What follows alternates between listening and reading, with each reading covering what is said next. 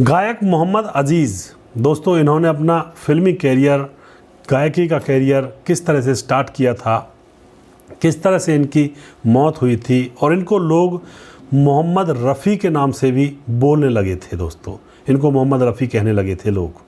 आखिर इनके जीवन में क्या घटनाएं घटी और क्या इन्होंने अपने जीवन में किया था, पूरी कहानी यहाँ पर जानने वाले हैं। इनके जीवन चरित्र के बारे में एक एक पहलू के ऊपर हम इस वीडियो के अंदर प्रकाश डालेंगे।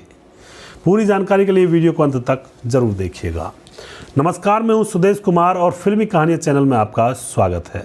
दोस्तों, मोहम्मद अजीज़ 90 के दशक में एक ऐसी आवाज़ जिसने लोगों को हिला दिया था। मोहम्मद रफ़ी की याद भी लोगों को दिला दी थी। एक ऐसी आवाज़ 90 के दशक में लोगों के कानों में सुनने को मिली थी।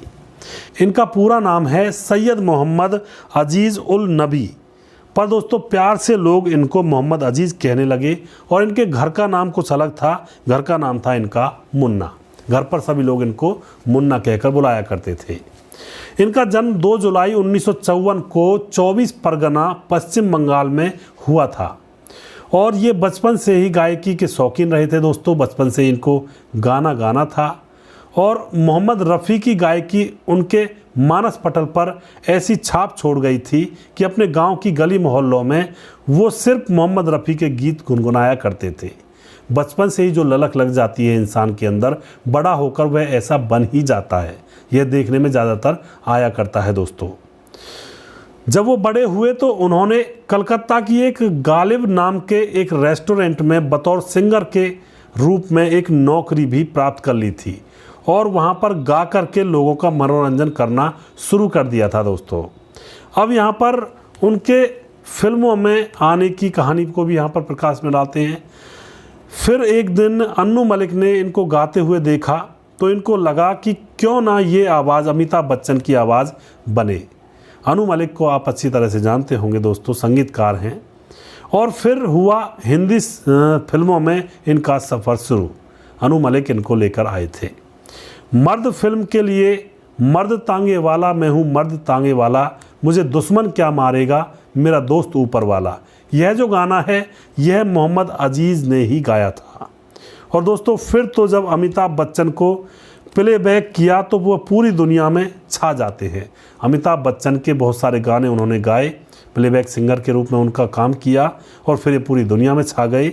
लोगों ने सोचा ये शब्बीर कुमार की आवाज़ है, पर जब लोगों को पता चला कि ये नया लड़का मोहम्मद अजीज़ है तो सभी लोग शॉक्ड हो गए और सभी ने इनकी आवाज़ को स्वीकार किया था। दोस्तों, इनकी आवाज़ हूबहू मोहम्मद रफ़ी साहब से मिलती थी। जब इन्होंने जो गाने गाए हैं इनको आप सुनेंगे गौर से तो रफ़ी के जैसी ही इनकी आवाज़ थी। तो ये आवाज़ इस कदर दिलों में छाई कि बस इसका जादू चलने लगा लोगों के दिलों में। दोस्तों, अगर मोहम्मद अजीज़ की फ़िल्मी शुरुआत की बात करें तो बंगाली फ़िल्मों में इनका कैरियर शुरू हुआ था। अगर ऑल अराउंड फिल्मों में आने की बात की जाए तो बंगाली फ़िल्मों में सबसे पहले गए थे, वहाँ पर इन्होंने कैरियर स्टार्ट किया था। इनकी पहली बंगाली फ़िल्म थी ज्योति और इस फिल्म से इन्होंने बंगाली फ़िल्मों से शुरुआत की थी। उसके बाद 1984 में इनको पहली हिंदी फिल्म अंबर मिली थी। दोस्तों, 1984 में यह हिंदी फिल्मों में आए थे। अंबर फिल्म से इनकी शुरुआत हुई थी। अजीज़ ने उड़िया फिल्म इंडस्ट्री के लिए भी बहुत गीत गाए थे और साथ ही कई उड़िया भजन भी गाए थे, जिसमें भगवान जगन्नाथ के गीत भजन जो हैं वो काफ़ी लोकप्रिय हुए थे। दोस्तों, अब 1985 का दौर आ जाता है। 1985 के बाद पूरी तरह से ये हिंदी फिल्मों के ऊपर फोकस करने लगते हैं। ना ही उड़िया और ना ही बंगाली कहीं भी नहीं जाते हैं, सिर्फ और सिर्फ हिंदी फिल्मों की तैयारी करने लगते हैं। ये 7वें सुर पर गाते थे दोस्तों, जो कि 7वें सुर पर 6-7 लोग ही गाया करते थे, जिनमें मोहम्मद रफ़ी भी थे और अब ये भी 7वें सुर की लिस्ट में थे जो सिंगर 7वें सुर पर गाया करते थे। और उनका ये टैलेंट पहचाना लक्ष्मीकांत प्यारेलाल जी ने। लक्ष्मीकांत प्यारेलाल जी ने इनका यह टैलेंट पहचाना था और लोगों को बताया था। इन्होंने अपने वक्त के बहुत सारे कई सुपरस्टार्स के लिए गाने गाए, जैसे कि गोविंदा, अमिताभ बच्चन, ऋषि कपूर जैसे बहुत सारे कलाकारों के लिए गाने गाए। 80-90 के दशक में लोगों ने इन्हें मोहम्मद रफ़ी कहना ही शुरू कर दिया था। लोग इनको मोहम्मद रफ़ी कहने लगे थे और दोस्तों, देश विदेश में इनकी गायकी की दीवानगी देखते ही देखते बनती थी।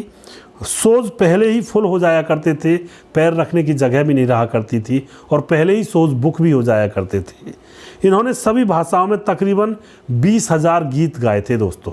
सभी भाषाओं के टोटल सारे गीतों को मिलाया जाए तो तकरीबन 20,000 गीत इन्होंने गाए थे। अब इनकी ज़िंदगी में बदलाव आ जाता है थोड़ा सा। लक्ष्मीकांत प्यारेलाल जी के जाने के बाद इनकी दीवानगी थोड़ी लोगों के बीच में कम होने लगती है, क्योंकि लक्ष्मीकांत जी पुरानी आवाज़ को पहचानते थे, पुराने समय से ही काम कर रहे थे तो उनको अंदाज़ था अच्छी आवाज़ का।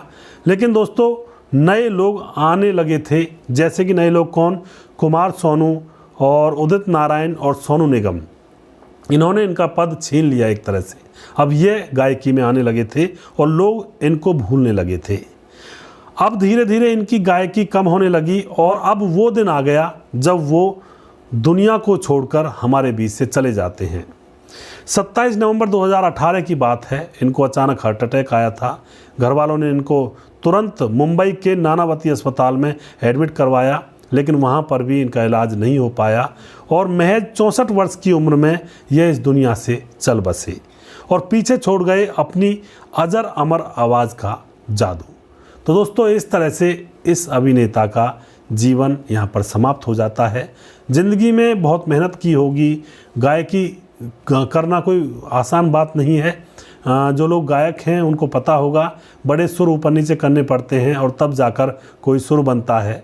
तो बहुत मेहनत की होगी इन्होंने गायकी को सीखने में और अपना सिक्का जमाने में। उसके बाद कुछ दिनों तक लोगों के दिलों पर राज किया और उसके बाद फिर वही अंतिम प्रक्रिया का ट्रेंड धीरे धीरे डिम पड़ने लगा, यानी कि धीरे धीरे कम होने लगा। लोगों के बीच से इनकी यादें ख़त्म होने लगी और ये इस दुनिया को छोड़कर एक बीमारी की वजह से चले गए।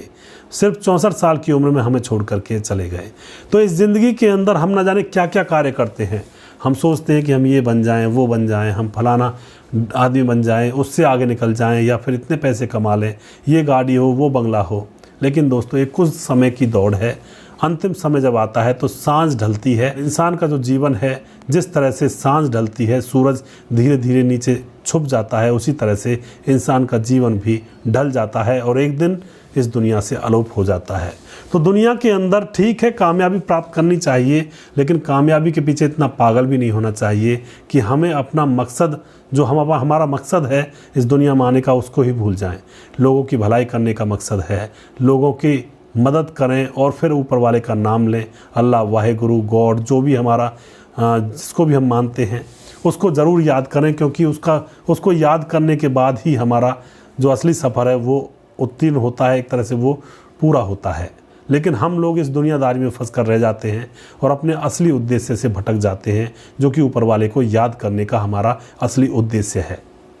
लेकिन दोस्तों कामयाबी तो हमें हासिल करनी भी होगी, और अगर हम कामयाबी हासिल नहीं करते हैं, क्योंकि ये उल्टा पहलू है, अगर समाज में नहीं करते हैं तो लोग ये भी कहते हैं कि भाई इसने क्या किया, जब से जन्म लिया इसने कुछ भी नहीं किया। तो यहाँ पर लोगों को कामयाबी हासिल करनी भी पड़ती है। लेकिन मेरा कहना सिर्फ यही है, कामयाबी हासिल करो, खूब मेहनत करो, लेकिन उस पैसे के चक्कर में आकर या फिर कामयाबी को पाने के चक्कर में अपने मेन उद्देश्य से मत भटको। खूब मेहनत करो, लेकिन ऊपर वाले का नाम भी अपने साथ ज़रूर रखते रहो। यही मेन उद्देश्य होता है जीवन का। और गरीबों की, मजलूमों की मदद करते रहो, उनका सहारा बनो, किसी के दुख में काम आओ। दोस्तों यहाँ पर आपको इनके कौन से गाने अच्छे लगते हैं वह भी आप कमेंट बॉक्स में लिख सकते हैं। और आपको हमारा यह प्रोग्राम कैसा लगता है। बहुत मेहनत लगती है इनकी सारी डिटेल खंगालने में, और फिर सारी डिटेल को एकत्रित करना पड़ता है और फिर आप लोगों के समक्ष लेकर आता हूँ। तो इस प्रोग्राम के बारे में भी ज़रूर बताएं कि आपको हमारा यह प्रोग्राम कैसा लगता है, जिससे कि हमें और ज़्यादा उत्साह मिले और भी ऐसे प्रोग्राम बनाकर लेकर आएँ और आपके सामने पेश करते रहें। अगला प्रोग्राम बहुत जल्दी फिर से लेकर आऊँगा किसी दूसरे कलाकार के ऊपर। तब तक आप देखते रहिए फिल्मी कहानियाँ चैनल। जय हिंद, जय भारत।